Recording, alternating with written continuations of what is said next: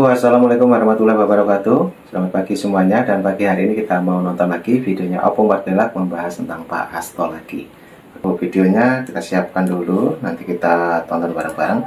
Inilah pembahasannya Opung mengenai Pak Hasto. Lanjut, tidak tunggu lama-lama, langsung kita play dulu untuk videonya Opung. Banyak netizen sebelah kiri menanyakan kepada Opung Pardelak, Opung Pardelak cobalah buktikan kalau Hasto bisa ditangkap. Mana mungkin Hasto bisa ditangkap walaupun sudah dijadikan tersangka.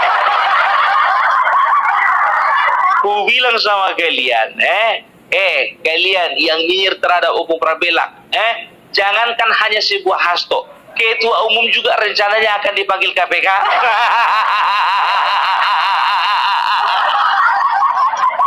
Tidak ada istilah kebal hukum lagi di negara ini.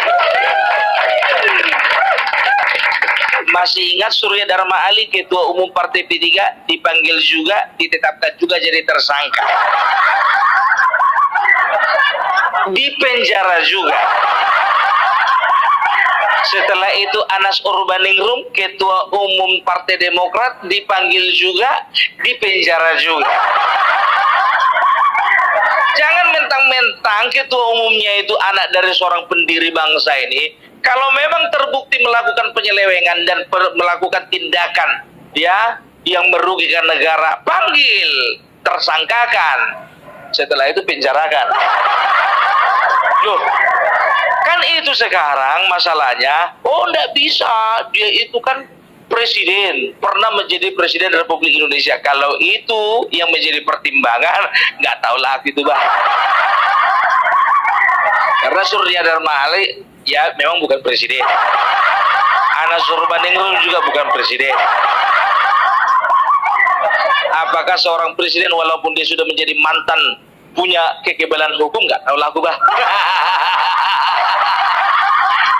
Tapi kan sekarang kan bicaranya kan dipanggil, bukan dikatakan mau ditersangkakan, hanya dipanggil. Apalagi Megawati kemarin sempat menantang KPK, mengatakan siapa saja anggotaku yang ditangkap, yang dipanggil KPK, maka saya akan datang ke KPK. Kan begitu. Nah sekarang KPK menjawab tantangan itu. Makanya Ibu nggak usah datang sendiri, Bu, tunggu surat panggilan Ibu. Ngapain Ibu datang kalau nggak ada undangan? Iya kan? Nggak ada istilah kebal hukum di bangsa ini. Itu dia. Jadi sekarang ya katanya PDIP akan melakukan aksi perlawanan.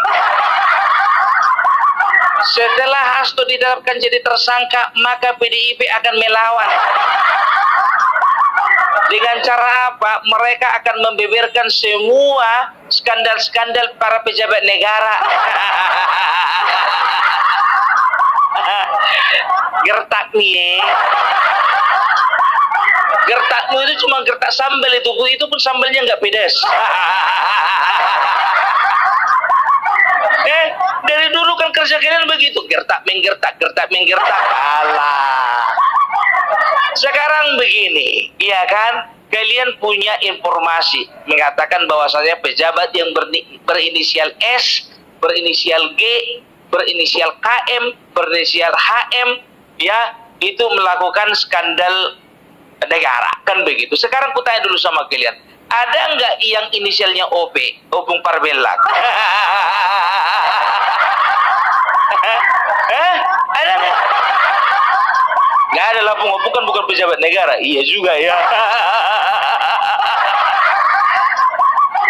Katanya informasinya itu ya mereka menerima sebagai informasi dari KONI. Ini kerja si Hasto lagi ya. Kemarin kau jumpa sama pacar Kaisang, jumpa lagi kau sama istri dari temanmu itu Siola. Sekarang si Koni yang kau percayai. Kok kali kau dengar sama apa namanya, kau dengaran sama istri orang. Agak apa dulu kau? Agak luruskan dulu pikirmu.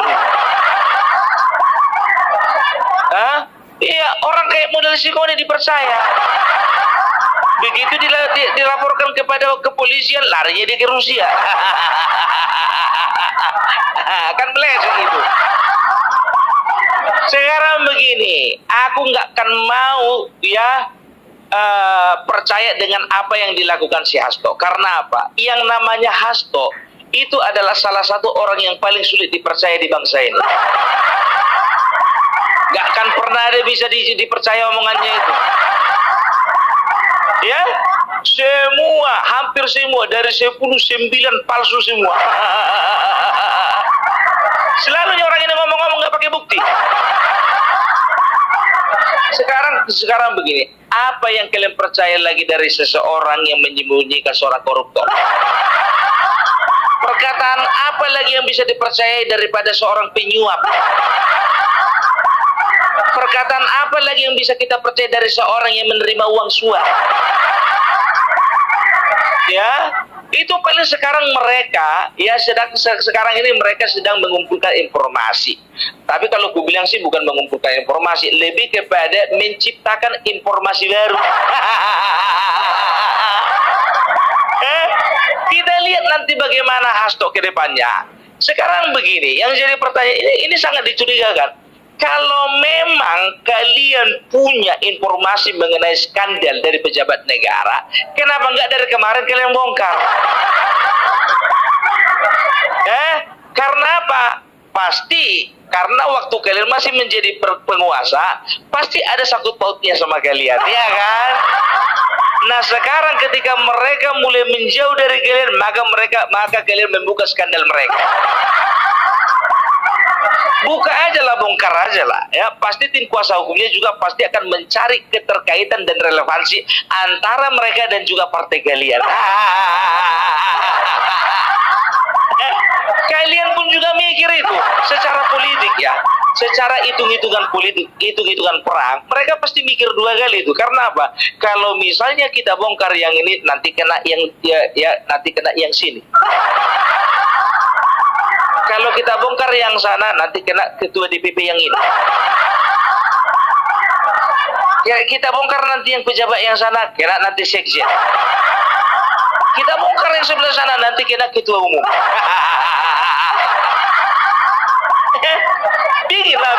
Bikin. Mau ku tengok dulu. Iya kan? Itu dia. Baru yang kedua, iya kan? Kalau misalnya memang betul-betul ya mereka mempunyai informasi, kemana mereka mengadu? Ke Parcok. Mau bikin surat laporan ke polisi ya? Diterima, pasti diterima. Kalau diterima, pasti diterima. Cuman, apakah mereka masih mau menerima laporan kalian dan juga memprosesnya? Kalau aku sih ragu. Karena jujur aja gue bilang, satu-satunya partai yang paling dibenci Parcok dan keluarganya itu PDIP. Karena apa? Udah tiga-tiganya mereka membuat Parcok menjadi kambing hitam. Perkara hilang KTP kalian, dengarkan kalian ini.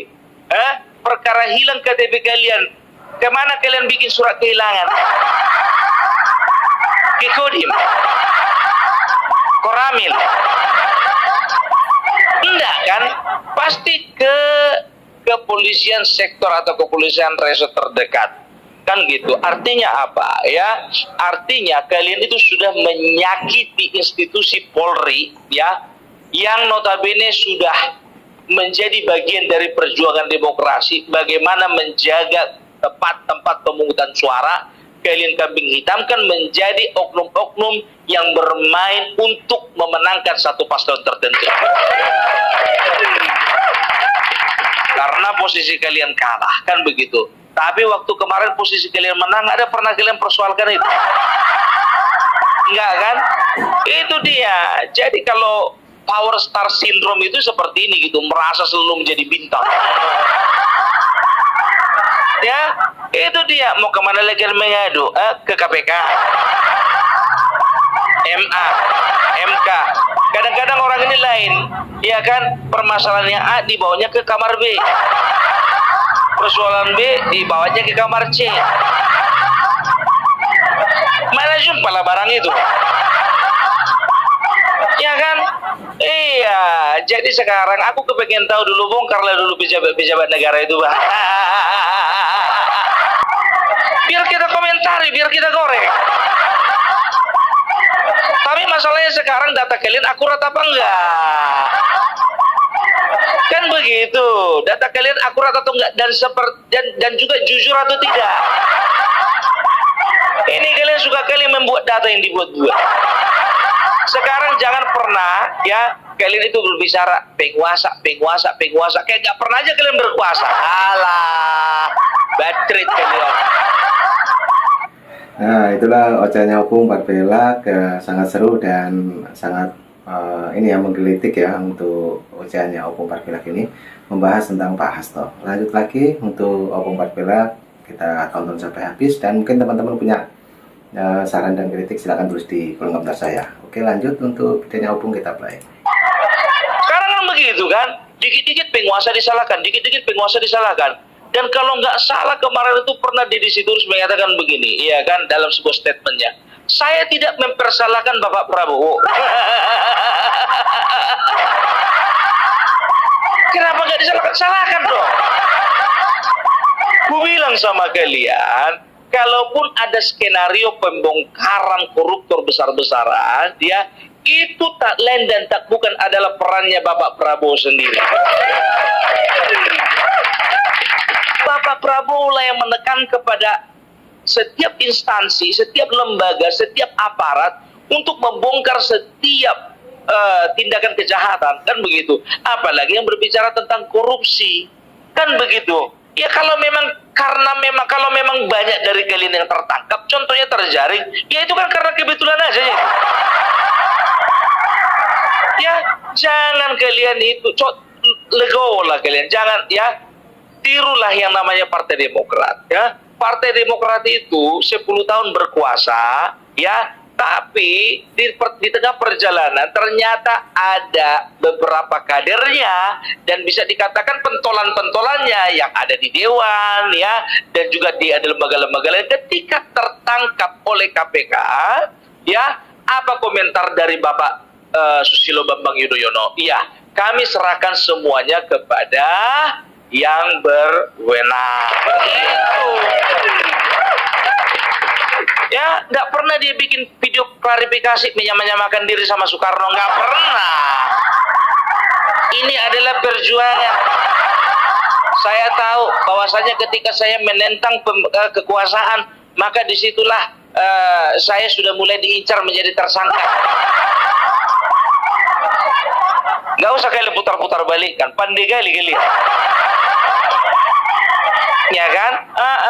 Ya, sampai bikin video klarifikasi, bawa buku-buku segala itu.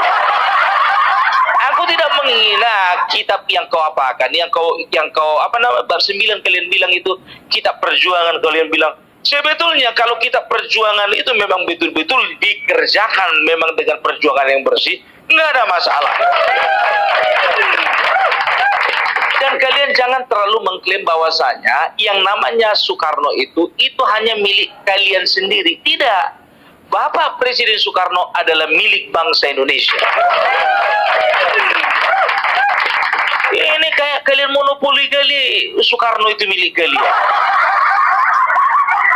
Untuk apa? Ya, misalnya ada garis keturunan asli dari Soekarno, tapi tidak menjalankan atau tidak memperjuangkan apa yang diperjuangkan Soekarno, memperjuangkan negaranya, memperjuangkan bangsanya, memperjuangkan kesejahteraan rakyatnya, itu tong kosong nyaring bunyinya.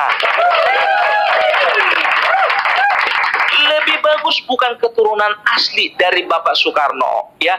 Tapi 10 tahun beliau mengabdi, 10 tahun memikirkan bagaimana kesejahteraan bangsa ini, 10 tahun memikirkan bagaimana supaya satu daerah terkoneksi dengan daerah lainnya dengan membangun infrastruktur, 10 tahun memikirkan bagaimana generasi ini ke depannya. Lebih bagus itu, karena itu yang kita perlukan. Jadi Soekarnoisme itu bukan berbicara hubungan darah, tapi Soekarnoisme itu berbicara semangat perjuangan. Ngerti? Makanya aku bilang, jangan main-main kalian bajak Soekarno itu. seperti seolah-olah semangat Soekarnoisme itu cuma milik kalian aja. No, itu milik Prabowo, itu milik Jokowi, dan itu juga milik semua bangsa Indonesia.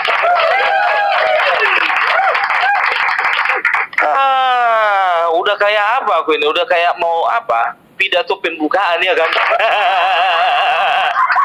Tapi memang itulah ya. Jadi jangan pernah kalian kuar-kuar ya, kalian itu adalah apa namanya sudah merasa berjasa. Kalau kalian mempunyai dendam pribadi sama Bapak Joko Widodo, selesaikan secara jantan. Maksudnya apa? Bapak Joko Widodo sudah tidak ada lagi, sudah tidak lagi menjadi presiden, kan begitu. Jadi sebetulnya udah nggak ada lagi urusan kalian. Kan begitu. Ya kan, yang menjadi penyelenggara negara, ya, dan juga berkiprah di politik negara ini kan kalian dengan Bapak Prabowo. Bapak Jokowi kan nggak ada lagi. Anaknya yang nongkrong itu jadi wakil presiden. Iya, tapi Bapak Jokowi itu terlalu vulgar. Ngapain dia itu turun-turun ke masyarakat suka-sukanya? Sama kayak aku contohnya pergi keliling bertahu kalian di Sumatera Utara ini ya. Opung Parbela kan begitu. Itu artinya apa? Mereka simpati, mereka senang. Aku kadang dapat payung, kadang dapat makanan, kadang dapat salam, kadang didoakan. Itulah testimoniku sebagai seorang Opung Parbela. Yang mereka mengatakan begini, setiap orang yang berbicara sama aku biar tahu kalian mengatakan, Opung Parbela, aku senang kalian melihat konten-kontenmu. Karena apa? Karena semua yang kau omong itu benar. Yang kau omongin itu fakta. Yang kau omongin itu semuanya kenyataan. Sekarang jadi pertanyaanku, Opung. Kenapa Opung bisa berani? Siapa di belakang Opung sebetulnya? Aku bilang sama mereka, aku hanya menyatakan apa yang benar. Aku hadir untuk menangkal setiap kebohongan yang disebarkan oleh pihak-pihak yang tidak bertanggung jawab. Itu aja. Makanya aku bilang, makanya ketika Hasto mengatakan ini, Deddy Sitorus mengatakan ini, semua mengatakan ini, ya kan? Yang kalian bicarakan itu kan kebanyakan dari sudut pandang politik. Hanya membenarkan golongan kalian, partai kalian, ketua umum kalian. Gitu ya.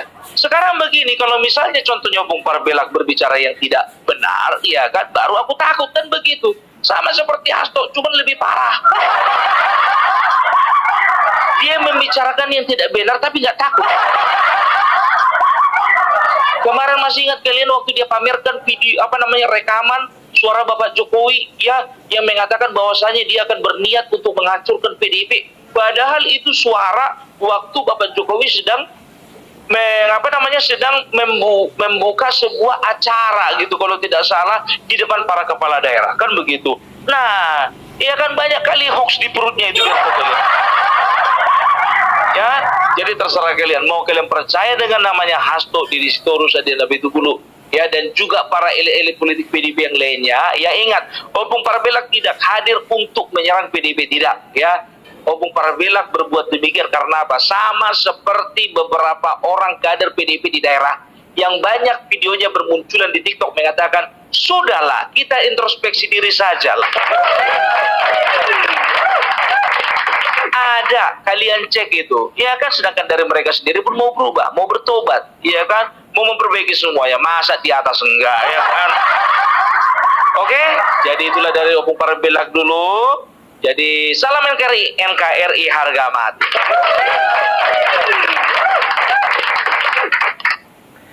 Nah, oke, itulah obrolannya Opung Parbela pagi hari ini, sangat serius mengenai Pak Hasto, juga mengenai Bapak Jokowi. Oke, mungkin teman-teman punya saran dan kritik, jangan lupa tulis di kolom komentar saya.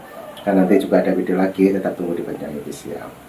Dan saya ucapkan terima kasih, salam buat keluarga, ambil hikmahnya teman-teman ya. Jadi selamat pagi, assalamualaikum warahmatullahi wabarakatuh. Thank you, bye bye.